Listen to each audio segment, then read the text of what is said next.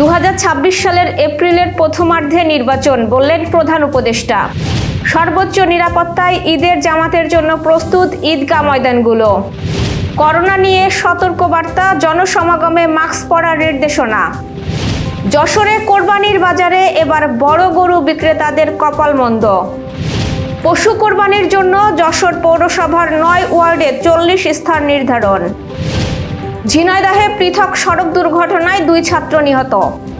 তামিমের রহস্যময় পোস্ট নিয়ে ধোঁয়াশা। আইসিসির বিচারকদের ওপর মার্কিন নিষেধাজ্ঞা।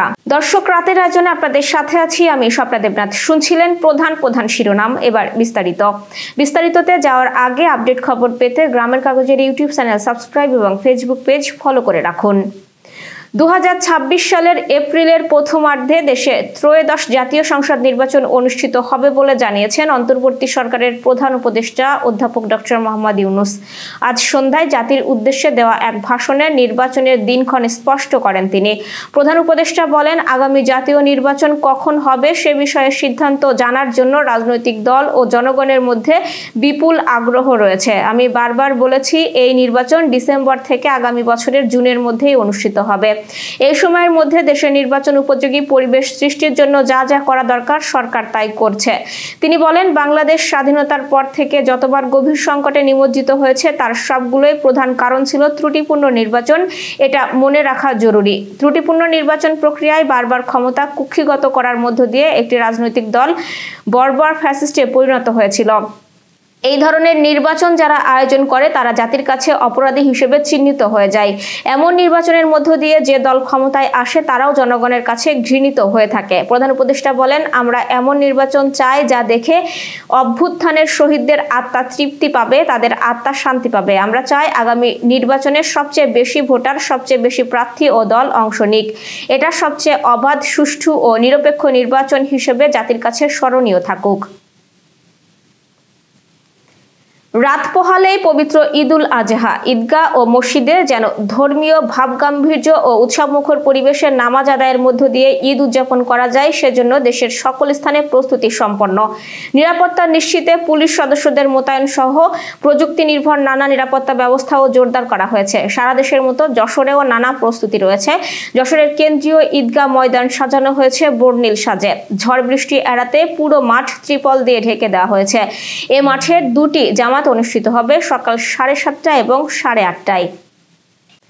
দেশে করোনা ভাইরাস সংক্রমণের হার আবারও ঊর্ধ্বমুখী। এই পরিস্থিতিতে জনস্বাস্থ্য সুরক্ষায় জনসমাগমপূর্ণ এলাকায় মাস্ক ব্যবহারের সবাইকে অনুরোধ জানিয়েছে স্বাস্থ্য ও পরিবার কল্যাণ মন্ত্রণালয়।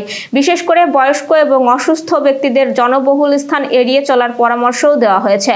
শুক্রবার তথ্য ও সম্প্রচার মন্ত্রণালয়ের জনসংযোগ কর্মকর্তা মামুন আর রশিদের পাঠানো এক বার্তায় এই তথ্য জানানো হয়। বিজ্ঞপ্তিতে বলা হয়, কোভিড-19 সংক্রমণ হারের ঊর্ধ্বগতি বিবেচনায় জনসমাগমপূর্ণ এলাকায় সবাইকে মাস্ক পরার জন্য অনুরোধ করা হচ্ছে। বিশেষত বয়স্ক ও অসুস্থ ব্যক্তিদের এ ধরনের স্থান এড়িয়ে চলার পরামর্শ দেওয়া হচ্ছে। স্বাস্থ্য বিশেষজ্ঞরা বলছেন, এ ধরনের সতর্কতা সময় উপযোগী, ব্যক্তিগত সুরক্ষার পাশাপাশি হাত ধোয়া, স্যানিটাইজার ব্যবহার ও ভিড় এড়িয়ে চলার উপর জোর দিয়েছেন তারা। এবার যশোর সহ আঞ্চলিক সংবাদ।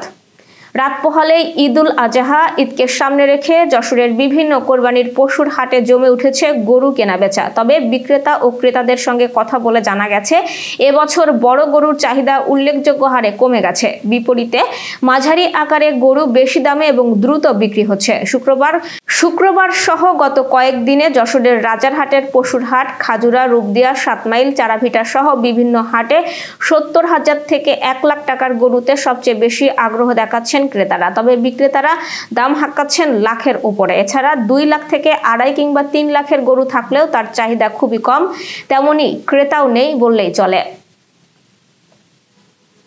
পবিত্র ঈদুল আজহায় পশু কোরবানি দেওয়ার জন্য যশোর পৌরসভার 9টি ওয়ার্ডে 40টি স্থান নির্ধারণ করা হয়েছে। কর্মকর্তা ও কর্মচারীদের কোরবানির পশু জবাইয়ের স্থান তদারকি, মনিটরিং ও কন্ট্রোল রুমের দায়িত্ব পালন করার নির্দেশ দেওয়া হয়েছে। পৌর প্রশাসক রফিকুল হাসান স্বাক্ষরিত চিঠির মাধ্যমে এ তথ্য জানানো হয়েছে।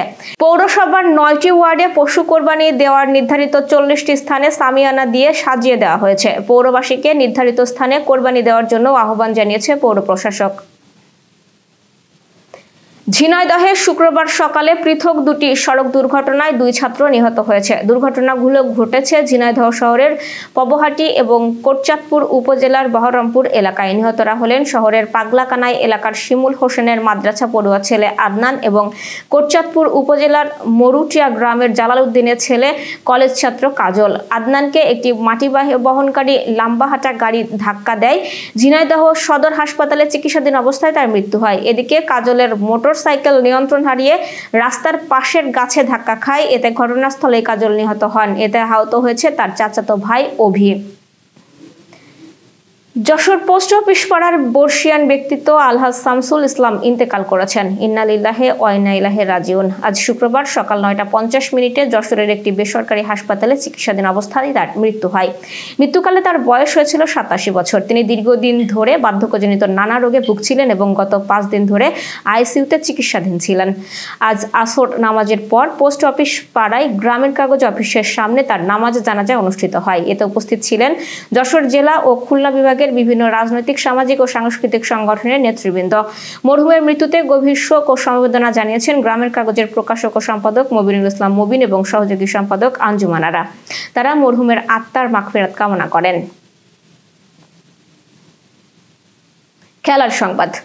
বাংলাদেশের ক্রিকেটে সাম্প্রতিক সময়ে মাঠের বাইরে বিষয় নিয়েই বেশি আলোচনা। এবার আলোচনা 2023 ওয়ানডে বিশ্বকাপের ফ্যাক্ট ফাইন্ডিং কমিটির রিপোর্ট নিয়ে।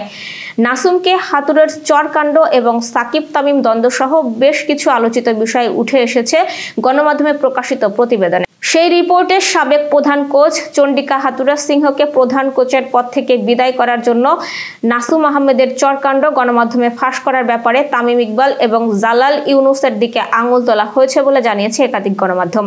এমন পরিস্থিতিতে মুখ খুলেছে তামিম ইকবাল নিজেই। আজ দুপুরে সামাজিক মাধ্যমে একটি পোস্ট দিয়েছেন তিনি। সেই পোস্টে তিনি লেখেন, আমি আপনাদের সঙ্গে কখনোই হাত মেলাবো না। তিনি আরো বলেন, যারা আমার পিছু নিয়েছেন, আমার ভাবমূর্তি নষ্ট করার চেষ্টা করছেন আমাকে হাত করার জন্য, সেই মানুষগুলোকে বলছি আমি কখনোই আপনাদের সঙ্গে হাত মেলাবো না।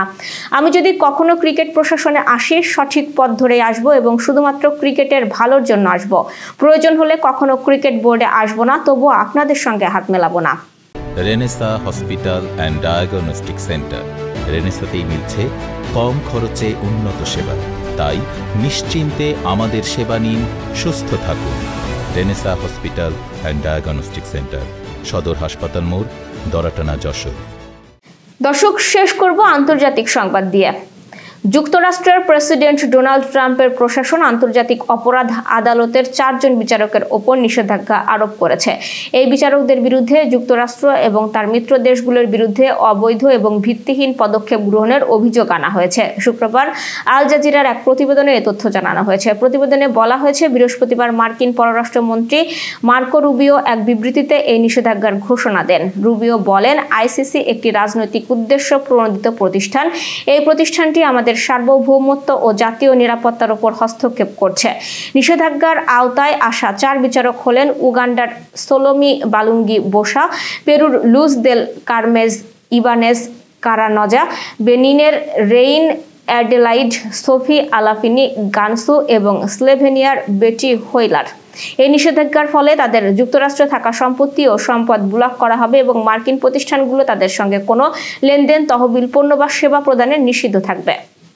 দর্শক, এই ছিল আজকের রাতের আয়োজন। এরপর সকাল 8টার খবর দেখার আমন্ত্রণ জানিয়ে শেষ করছি। ধন্যবাদ সকলকে।